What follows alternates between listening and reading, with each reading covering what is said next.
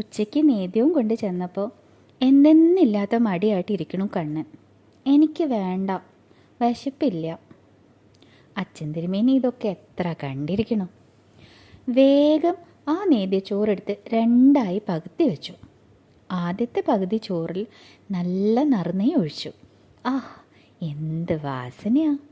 എന്നിട്ട് നല്ലപോലെ കുഴച്ച് ഉരുളയാക്കി കണ്ണന് ഇഷ്ടമുള്ള 4 പേരെയും പപ്പടവും ഒക്കെ കൂട്ടി കണ്ണന് നീട്ടി. എനിക്ക് വേണ്ട. വേണ്ട എന്നാലും ഇതൊന്ന് നോക്കിയിട്ട് പോയിക്കോളൂ, കഴിക്കണ്ട.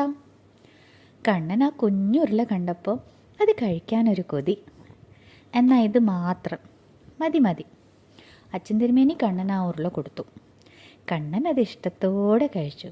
പിന്നെയും പിന്നെയും കുഞ്ഞു കുഞ്ഞു ഉരുളകളാക്കിയിട്ട് ആ പകുതി വെച്ചിരുന്ന ചോറ് മുഴുവനും കണ്ണന് കൊടുത്തു. കണ്ണൻ അത് കഴിക്കുകയും ചെയ്തു.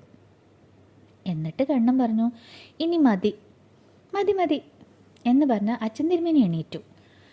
എന്നിട്ട് കണ്ണനോടല്ലാത്ത പോലെ പറഞ്ഞു, ഈ പാൽപ്പായസം ഇനിയിപ്പോൾ ആർക്കാ കൊടുക്കാം എന്ന് പറഞ്ഞ് കണ്ണനെ ഒന്ന് നോക്കി. കണ്ണനോ തൂണിൻ്റെ മറവത്ത് നിന്ന് ഒളിഞ്ഞു നോക്കണു. കള്ള നോട്ടാണ് കേട്ടോ. അച്ഛൻ തിരുമേനിക്ക് വിഷമാവല്ലേ? ഉണ്ണി കഴിക്കാതെ ഇരുന്ന് കഴിഞ്ഞാൽ പിന്നെ അച്ഛൻ തിരുമേനിക്ക് വിഷമാവില്ലേ? എന്നാ ശരി, ഇച്ചിരി പായസം തന്നോളൂ.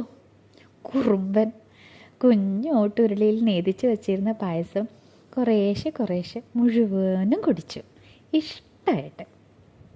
അച്ഛൻ തിരുമേനിയുടെ സന്തോഷം പറയാനില്ല.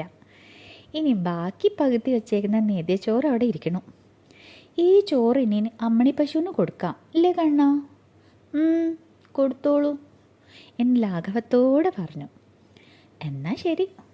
പക്ഷേ നല്ല കട്ട തൈരൊക്കെ എടുത്ത് വെച്ചിട്ടുണ്ടായി. കണ്ണൻ പായസം കഴിച്ചു കഴിഞ്ഞിട്ട് അല്പം ചോറ് തൈര് കൂട്ടി ഉണ്ണൂലേ എന്ന് കരുതി. സാരമില്ല, ഇനിയിപ്പോൾ അത് അമ്മണി പശുവിന് കൊടുക്കാം. കണ്ണൻ്റെ മുഖം ഒന്ന് തിളങ്ങി. കട്ട തൈരോ? വേണ്ടാന്ന് പറഞ്ഞും പോയി. അപ്പോഴേക്കും കണ്ണൻ ഒരു കുസൃതി പറഞ്ഞു, അച്ഛൻ തിരുമേനി, അമ്മണി പശുവിന് തൈര് ഇഷ്ടമല്ല. അമ്മണിക്ക് ഇഷ്ടമില്ലാത്ത സ്ഥിതിക്ക് ഇനി ഇത് കളയണ്ടേ? അന്നം കളയരുത്, ദോഷമാണ് എന്നൊക്കെയല്ലേ അച്ഛൻ തിരുമേനി എപ്പോഴും പറയണേ? അതെ അതെ, അത് സത്യമാണ്.